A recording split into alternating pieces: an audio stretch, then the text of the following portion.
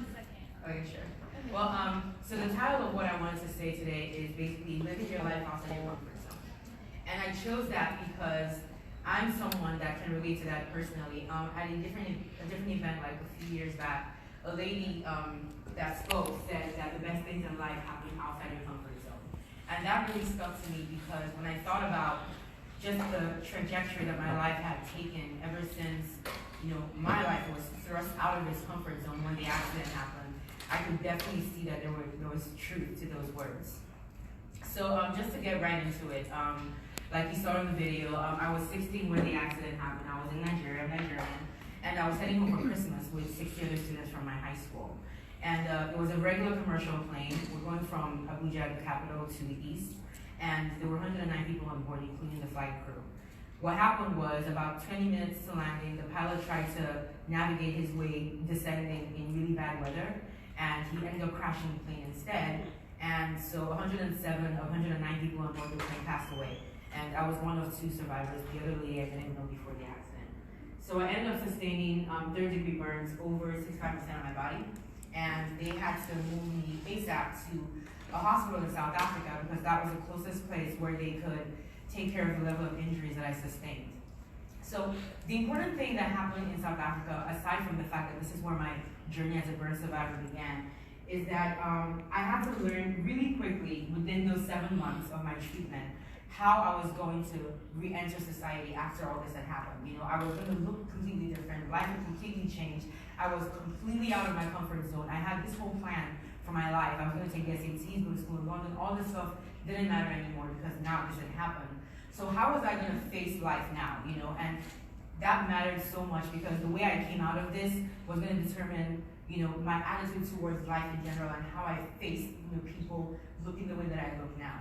And so this was where I learned a lot of very foundational ideologies that basically became the base for everything that I have done ever since the accident happened. The first thing that I learned about living outside my comfort zone was something that happened the first time that I saw the difference in my reflection in the mirror. This was about 3 months into the accident, and into my treatment after the accident, sorry. And I asked my mom for a mirror, and she brought it the next day, very hesitantly, but I had to see, I had to know what I looked like.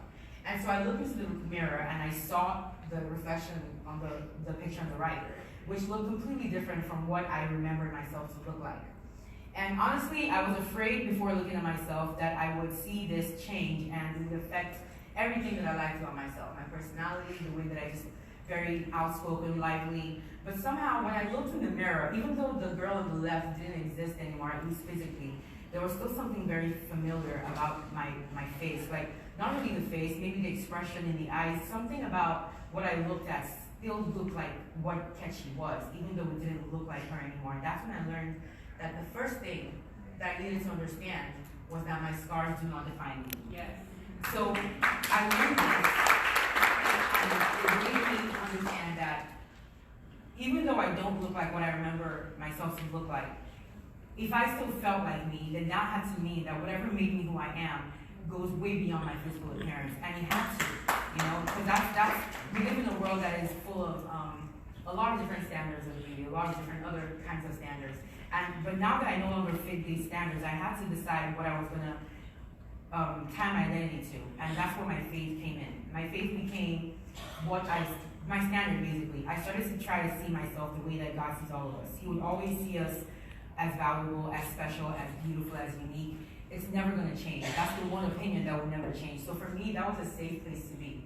And so once I saw myself in that way, it freed me from the world standards, and I didn't have to worry about what people would think about how I looked, how I dressed. I didn't have to change how I dressed because I like dressing nice, and I didn't want to have to worry about my scars when I was picking out clothes in the morning. And I didn't want to have to change my personality or change how I like to joke around with my friends or places I like to go just because I looked different. So this was a very major, the most important thing that I learned right there in South Africa while I was still in that hospital bed. Second thing that I learned had to do with when I found out the truth about the accident. That all the other kids from my school had passed away, a lot of close friends. That was probably the hardest part of this entire experience, learning that all those people were gone, and I just didn't understand. I would never be able to understand or ask why. I was depressed for a number of weeks, didn't know what was going on, how a God that was supposed to be so good would allow 60 kids to just die like that. I didn't understand. But that brought to mind this quote when I was making this presentation, that tragedy is a tool for the living to gain wisdom and not a guide by which to live. And I think about how the headspace I was in there, the people I had around me that were feeding me so much love and support, and I realized that it really, really matters the way that I decided to react to what had happened. You know, I can't control the accident. I can't control the tragedy of the accident. I couldn't bring those lives back. There's so many things in life that we have no control over when we're just trying to live our lives. But what we can control, I feel, is the way that we react to these things, you know? And that can be the difference, really, in everything. So for me, it was like, was I gonna just stay here depressed and sad and just mope and be depressed throughout just because of what happened, which would be a good enough reason, because no one would be mad at me for doing that. They would understand if that's how I reacted to this. But I wanted instead to learn to draw strength from what happened, from the memories of those that passed away. I felt like that would be a better way to honor them, and not just them, but the loved ones that they left behind. I didn't want their parents to see me, you know, depressed, and then in that case, I didn't want them to feel like, why was this life saved, you know, if she was just going to spend it just wasting away. So for me, I decided in that moment that I'm going to do my best to take control of how I react to the things that I can't control that happen to me. And so that was the next thing that I learned that really helped me. So equipped with these two very important ideologies, I eventually continued my treatment. I came over to America in 2007 and started treatment at Shriners Burns Hospital in Galveston. So physiotherapy was very key because after surgery, they would have to do, you know, therapy to make sure that the surgery, you know, sticks. But music therapy was where my soul was, because after the accident, my voice actually changed in a really good way and made me even more even happier to engage in music endeavors. You know, music became an escape for me. It was the one thing I was doing that was different from all the pain and the surgeries, and it healed me in a way that surgery couldn't. So I poured my all into that. It became my ultimate distraction. And unknown to me at the time, it was to become my biggest actual professional passion.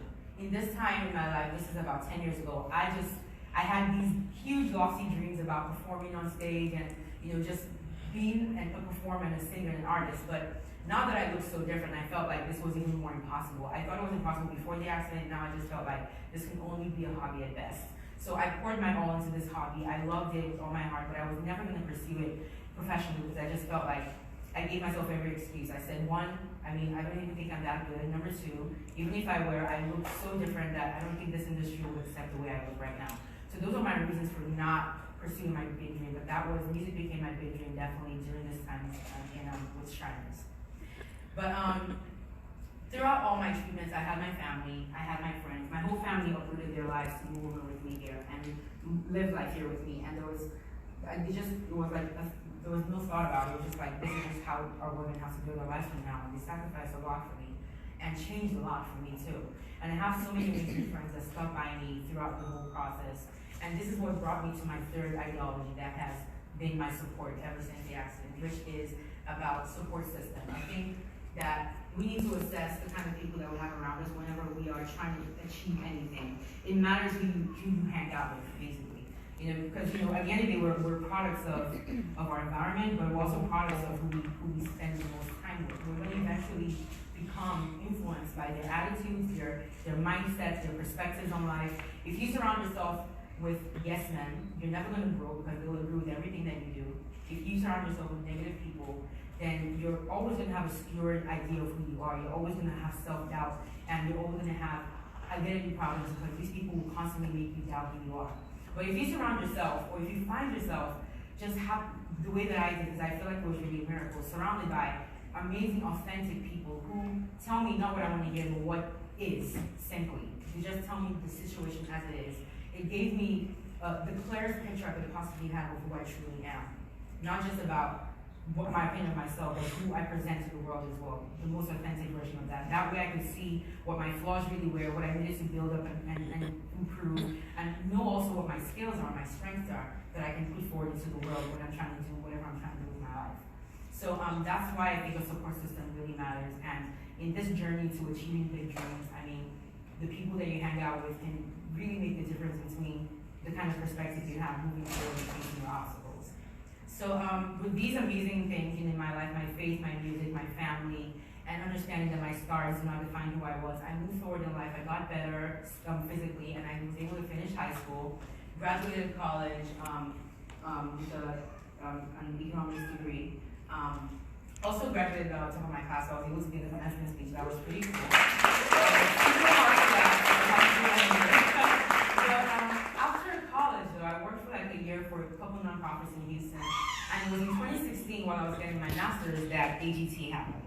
America's Got Talent was not something that was ever on my radar, guys. I had this music thing that I was doing, and at this time I started singing in church, which was to me like a step outside my comfort zone already. I thought that I'm doing this so like no one can say I'm no longer just sitting in my room, like this is me putting myself out there now. And so I was set and I was focused on school, and then one of my closest friends, going back to the kind of support system you have, she signed me up for the show without telling me. She didn't tell me for years that I needed to do something. And I just would never post anything. I would do videos, I would send to family and friends, never put anything out there for the world to see. And so she just went and did it herself. And basically saw something in me worth putting out there that I still struggle to see myself sometimes. So who you surround yourself with really does matter, because she literally changed my life. This was the biggest form of risk I have ever taken in my life, because for the first time, I had no clue, well, aside from the accident, I had no clue what I was getting into. I didn't plan this. I had no idea how it was going to go, but I knew that I was super excited to see, like, what if, like, what could happen? We never know. And it was with that attitude, even though I felt like a fish out of water, I felt like I was jumping with no parachute. I was like, you know, screw it, let's just see what happens, and just go with this. And it ended up being such an amazing experience, which brings me to my very last ideology, which is about risk taking. You know, I started this thing that the best things happen.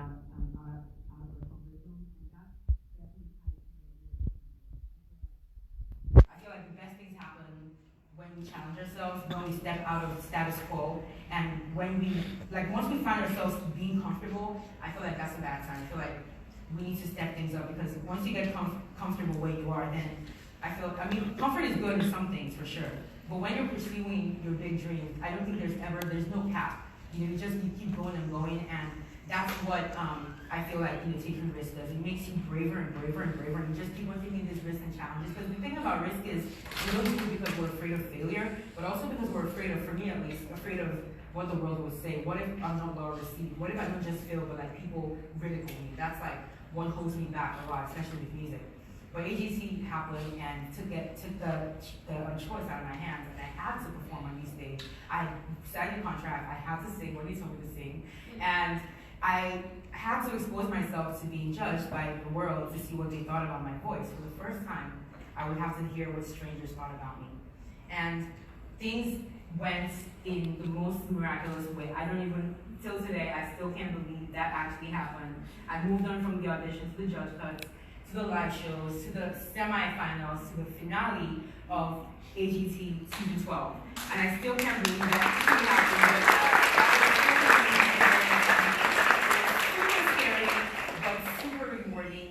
I got to sing with one of my favorite artists, like share the stage with Kelly Clarkson. That was such a huge deal to me. And the things that have happened since are really the things that stand out to me, because through this platform, I'm now able to share my voice and my story with the world in the way that I've always wanted to. I've always wanted to use my story as a way to encourage other people to see that there's life after tragedy. There's life after burns, to burn survivors. There's life after obstacles and mistakes that you make. You know, these things do not define who we are. And now I have this platform, this exposure that allowed me to share this message on countless stages ever since. This is 2017. I've been a patient ambassador for the hospital that took care of me, which was such a full circle moment for me. I've gotten a chance to meet so many burn survivors all over the world. I have become, I can like actually call myself a singer, because people will willingly find me places to hear me do what I like to do, like in my bathroom. It's ridiculous. I still can't believe that this is my life, honestly. And I don't think I've reached like anything. Like I'm still trying to get myself out there. But at the end of the day, the way that my life has gone so far, living outside my comfort zone and holding on to the things that I've always loved and developing them, even though I didn't think I could do anything with them, I still just developed them and still improved my music and all that stuff. all those things ended up paying off so much like later than I thought. I didn't even think anything would happen, but at the end of the day, it did take some time, but it did happen. And now I'm literally living my dream and traveling and singing and speaking. And it's literally because of the show and the things that I've done, the risks I've taken, that I'm standing on this stage before you guys today too. So after everything happened, as if it wasn't already enough, and I was already like just going through all these amazing opportunities, AGT invited me back again this year to be part of their special show, The Champions. And I don't know if I have time to share this, but I just wanted to share like this moment with you that was pretty cool to me. So let's see. I don't know. Let me see. I don't know how I can press play on that. Can someone do this?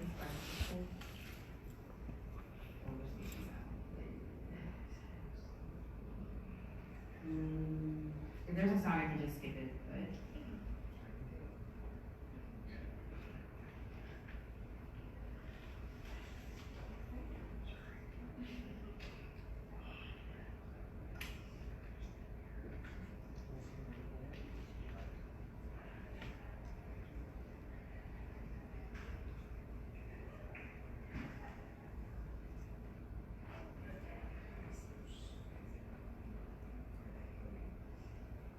We can like totally move forward though.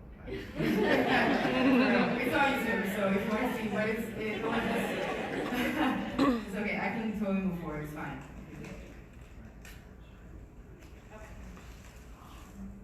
Yeah, I think. Okay. But that was when this happened this year, and when after I finished singing, Simon Cowell like pressed the golden buzzer during the show. I don't know if you guys know Cowell's show, but yeah, so when he did that, I just freaked out, started crying for like 10 minutes. It feels like a minute of me crying, but I was on that stage for like 10 minutes. Couldn't stop bawling. He actually had to come up and like hug me and comfort me and stuff and make me stop crying. But it was such a gift to me, and I feel like that was such a defining moment for me too, because it also elevated my platform even more and gave me more chances to speak and share my story.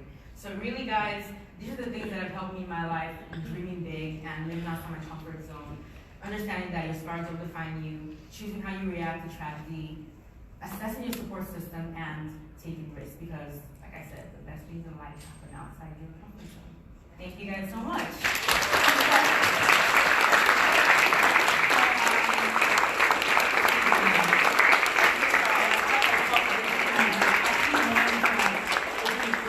Anyone may have any questions, pretty sure I have like 5 minutes or something, so maybe I can take a couple, but anyone who would want to ask me anything about anything is free to do so right now, so please go right ahead. You can be about anything. People ask me what Simon Cowell really is like, and yeah, that's like the one I get like almost all the time. He was pretty nice to me. I'll just keep it out there. Hi. Hello. My name is Katrina, and one of the questions I wanted to know is, you're so open now to public speaking and everything. How long did it really take you to be able to do that?